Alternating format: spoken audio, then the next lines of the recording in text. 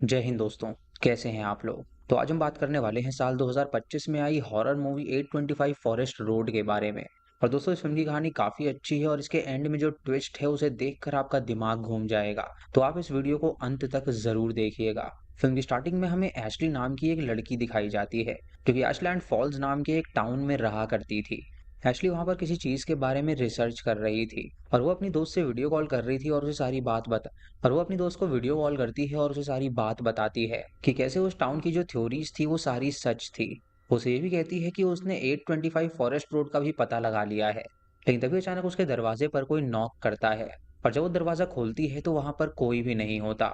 Ashley की दोस्त उससे कहती है कि अभी कुछ देर पहले ही उसने बताया था कि वो घर में अकेली है, क्योंकि उसके जो पेरेंट्स थे वो घर में थे ही नहीं। एशली ये सुन के हैरान हो जाती है और वो बाहर जाकर देखती है जहाँ पर उसे कोई भी नजर नहीं आता। लेकिन हम उसके बैकग्राउंड में एक आत्मा को देख पाते हैं। वो अंदर आके दोबारा से दरवाजे को बंद कर देती है और तुरंत उसके दरवाजे पे फिर से नॉक होता है, जिसे वो समझ जाती है कि जरूर ये कोई सुपर नेचुरल इवेंट है। और उसकी दोस्त भी ये देखकर काफी ज्यादा हैरान थी। इसी के साथ ये सीन यहीं पर कट हो जाता है। उसके बाद हमें कुछ महीनों बाद की कहानी दिखाई जाती है जहाँ पर उसी घर में एक कपल आते हैं रहने के लिए और उनकी जो एजेंट होती है वो उन्हें वो घर दिखाती है। इस कपल का नाम होता है चक और मारिया, और चक की बहन इजाबेल भी उनके साथ यहाँ पर आई हुई थी क्योंकि हाल ही में उसके साथ बहुत ही बुरा इंसिडेंट हुआ था। इसीलिए चक ने उसे अपने साथ ही रहने के लिए कहा था। अब वो इंसिडेंट क्या था ये आपको आगे पता चलेगा। उसके बाद इस फिल्म का पहला चैप्टर शुरू होता है जिसका नाम चक होता है। और दोस्तों, मैं आपको पहले ही बता दूं कि इस फिल्म में हर एक कैरेक्टर के पॉइंट ऑफ व्यू से फिल्म दिखाई गई है। यानी कि अगर पहला चैप्टर चक है तो चक के पॉइंट ऑफ व्यू से हम आगे देखेंगे कि वो क्या देखता है। जब वो लोग वहां पर रहने लगते हैं तो कुछ हफ्ते में ही वहां पर उनको प्रॉब्लम होनी शुरू हो जाती है, जिसकी वजह से चक काफी ज्यादा परेशान रहता था। चक पेशे से एक पियानो टीचर था जो कि बच्चों को होम ट्यूशन देने के लिए जाया करता था। और उसकी वाइफ मारिया जो थी वो एक फैशन डिजाइनर थी जो कि लाइव स्ट्रीम किया करती थी और वो कई सारे कपड़े ऐसे ही बेच देती थी। चक जब मारिया के पास जाता है तो वो लाइव स्ट्रीम कर रही होती है, जहाँ पर वो देखता है कि उसने एक बहुत ही भयानक मैनिक्विन को अपनी ड्रेस पहना रखी है। उसके बाद चक उसे डिस्टर्ब नहीं करता और वहां से चला जाता है। लेकिन जब वो बाहर जाता है तो उसे उसका नेबर लैरी मिलता है। जहाँ जक उससे कहता है कि जब से ही वो इस घर में आए हैं तब से ही इस घर में कोई ना कोई दिक्कत शुरू हो गई है। ये सुन के लैरी उससे पूछता है कि आखिर वो किन दिक्कतों की बात कर रहा है। उसे कहता है कि यहाँ की जो रूफ है वो लीक होती है, जिसकी वजह से उनके घर में पानी भर जाता है। लहरी उसे ये भी बताता है कि इस घर में जो पहले रहता था उसने खुद को मार डाला था। और ये सुनकर चक काफी ज्यादा हैरान हो जाता है। उसके बाद वो उस घर की फोटोज को एजेंट को भेजता है और उसे कहता है कि इन प्रॉब्लम्स के बारे में उसने पहले क्यों नहीं बताया था। एजेंट उससे कहती है कि वो अगले हफ्ते आ रही है उनके टेस्टिमोनियल लेने के लिए, ताकि उनके और भी कस्टमर्स देख सकें कि वो कितना अच्छा काम करते हैं। अगली सुबह चक जब उठता है तो वो खिड़की के बाहर देखता है और वो अपनी बीवी को तुरंत बुलाता है और उसे भी खिड़की के बाहर दिखाता है, जिसे देखकर वो दोनों ही काफी ज्यादा हैरान हो जाते हैं। जब वो बाहर जाता है तो वो देखता है कि उसकी जो मैनिक्विन है वो बाहर खड़ी हुई है। और ये देखकर वो हैरान हो जाता है और सोचने लगता है कि आखिर ये अचानक यहाँ पर कैसे आ गई।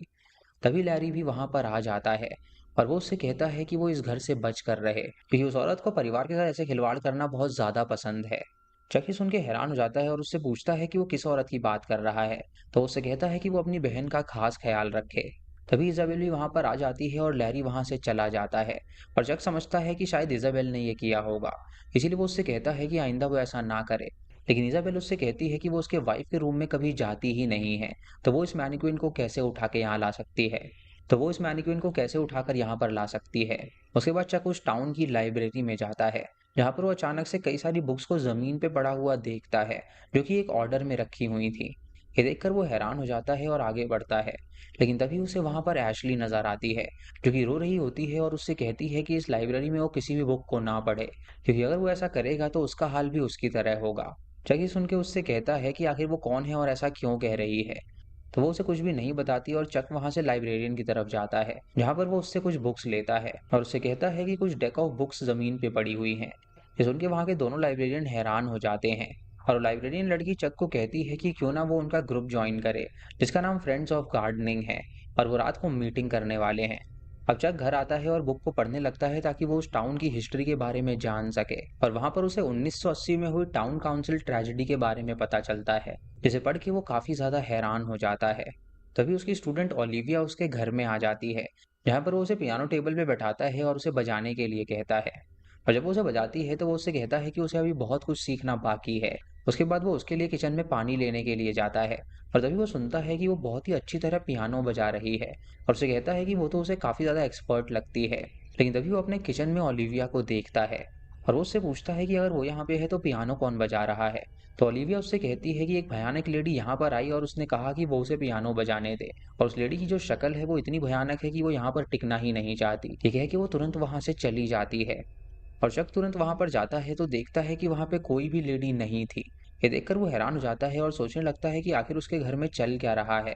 दोस्तों, ये लेडी कोई आत्मा थी या सच में यहाँ पर कोई लेडी रहती है, इस बारे में आपको आगे पता चलेगा, तो वीडियो में बने रहें। अब चक रात को फ्रेंड्स ऑफ गार्डनिंग क्लब में जाता है, जहाँ पर वो सभी क्लब मेंबर से मिलता है और बातें करने लगता है।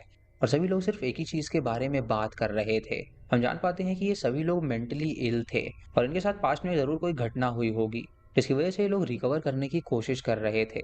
और साथ ही ये लोग जानते थे कि ये किस वजह से हुआ था।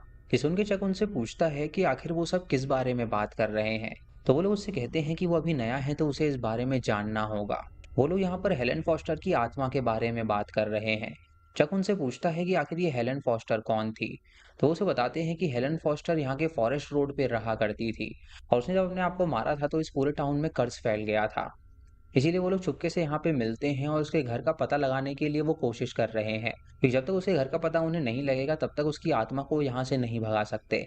तभी लैरी देखता है कि वहाँ का दरवाजा खुला हुआ है और जब वो वहाँ पर जाता है तो वो हेलेन की आत्मा को देखता है, जिससे वो समझ जाता है कि वो आत्मा सारी बातें जानती है।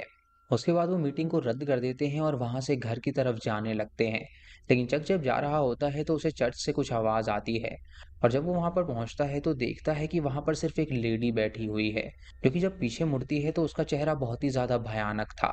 अब यहाँ से हमारा दूसरा चैप्टर शुरू होता है जिसका नाम इजाबेल है। और अब यहाँ पे इजाबेल यानी चक की बहन के पॉइंट ऑफ व्यू से दिखाया जाएगा कि उसने इस घर में क्या क्या फेस किया।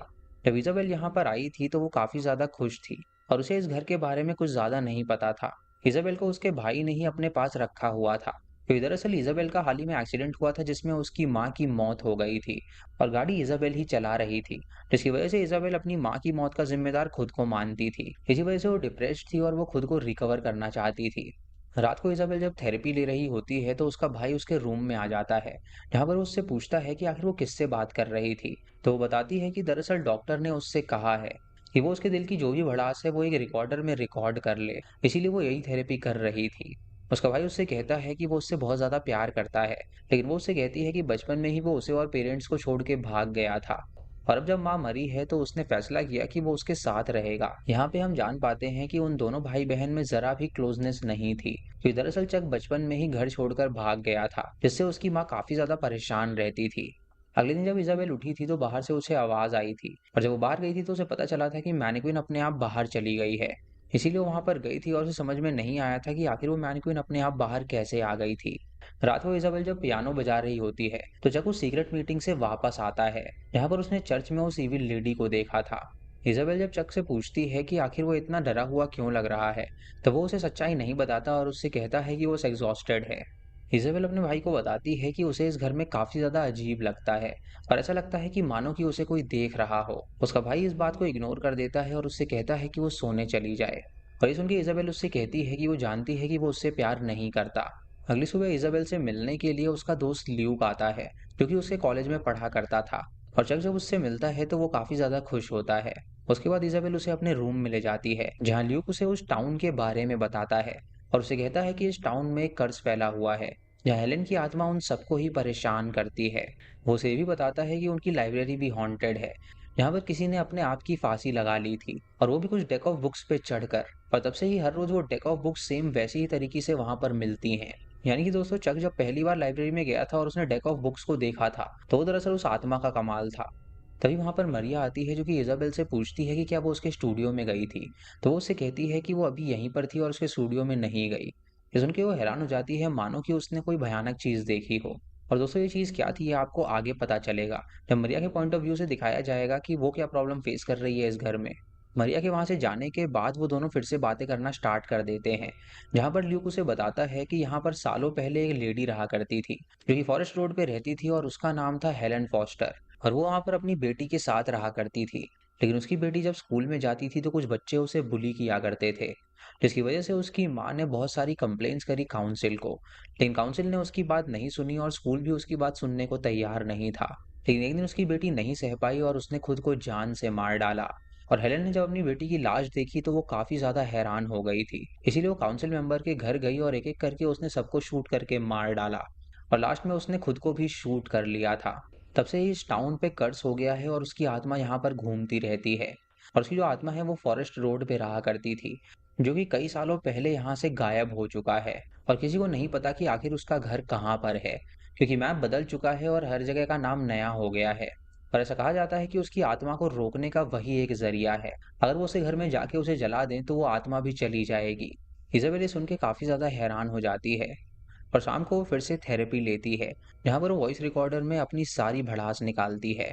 रात को उसकी भाभी मरिया उसे एक आर्ट एग्जीबिशन में लेकर जाती है, क्योंकि वो एक आर्टिस्ट थी और उसे आर्ट बहुत ज्यादा पसंद था।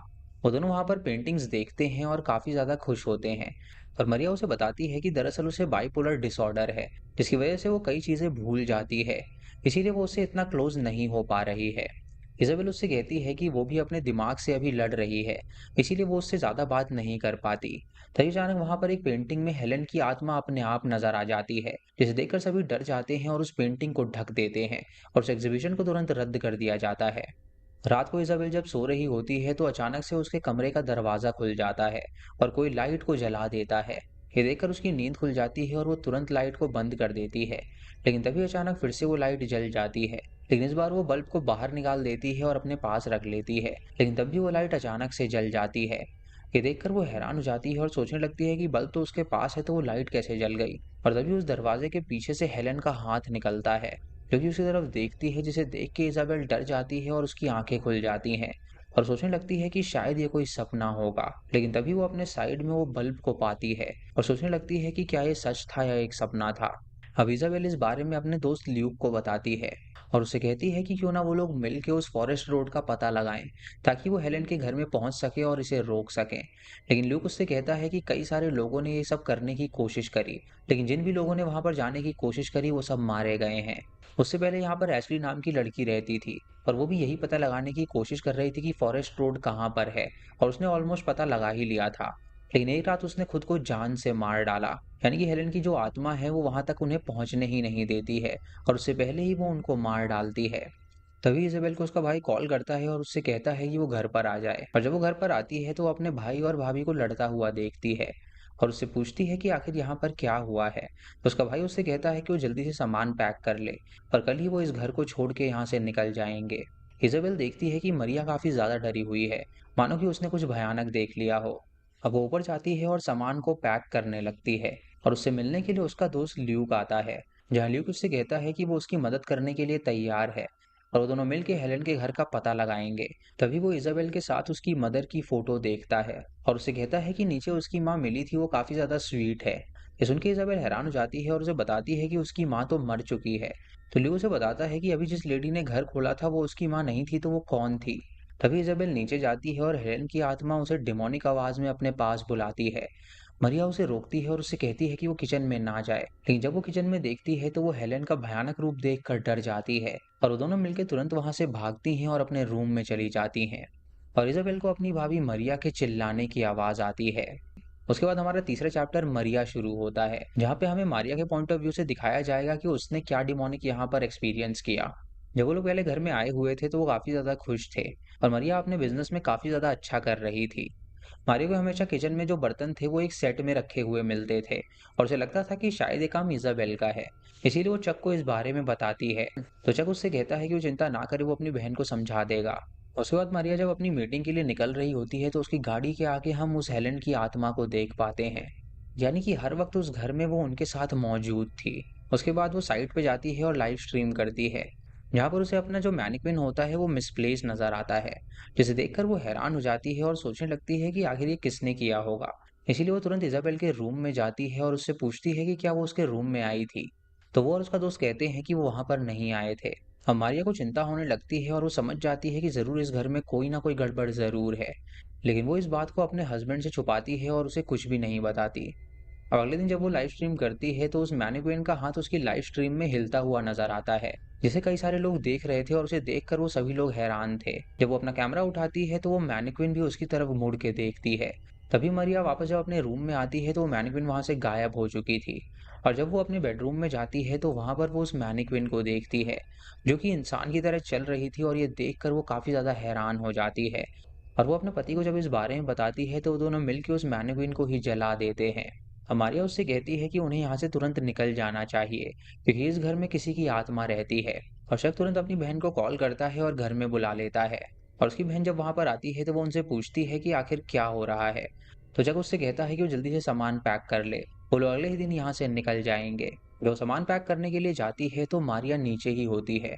और तभी मारिया को वहां पर इजाबेल की आत्मा नजर आती है, जिसे देखकर वो छुप जाती है और उसकी आत्मा कहती है कि वो उससे ना छुपे।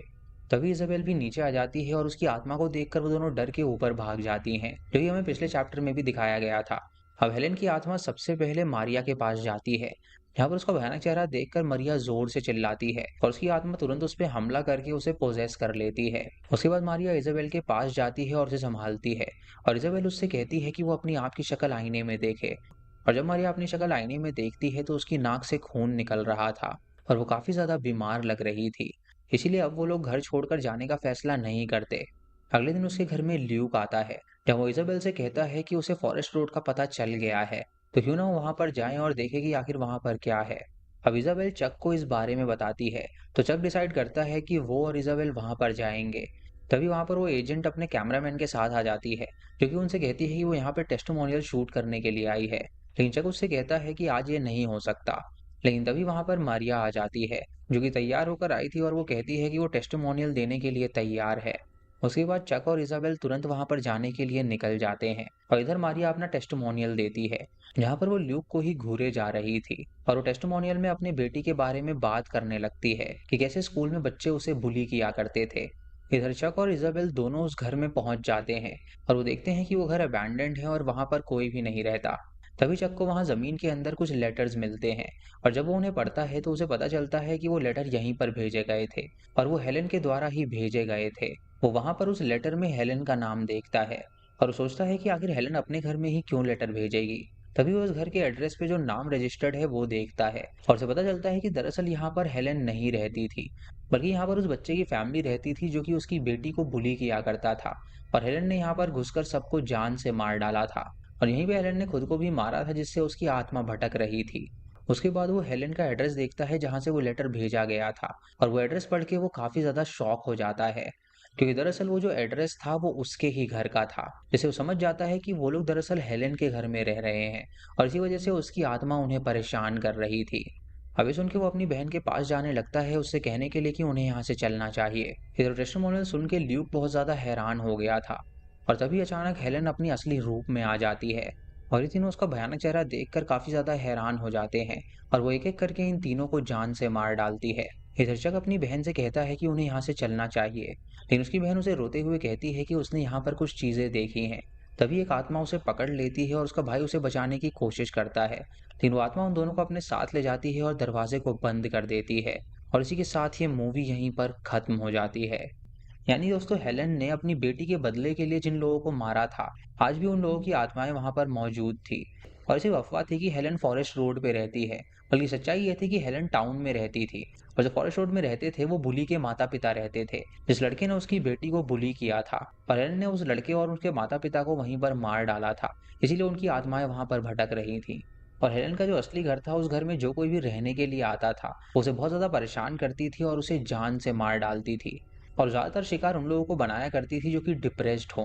तो इस फिल्म में आपने ये नोटिस किया होगा कि यहाँ पर हेलेन, उसकी भाभी और उसके जो भैया हैं, वो तीनों ही बहुत ज्यादा डिप्रेस्ड थे।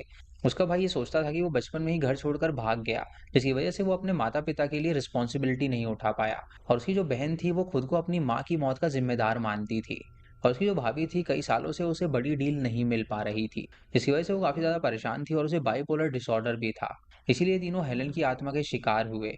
और स्टार्टिंग में जो लड़की एशली दिखाई गई थी वो भी शायद डिप्रेस्ड रही होगी, और हेलेन के बारे में वो रिसर्च भी कर रही थी, इसीलिए हेलेन ने उसे भी जान से मार डाला था। तो दोस्तों, ये थी इस फिल्म की कहानी। चैनल पे नए हैं तो इसे सब्सक्राइब करें और बेल आइकॉन दबाएं नोटिफिकेशंस के लिए। तो मैं मिलता हूँ आपको अगली वीडियो में। तब तक के लिए जय हिंद।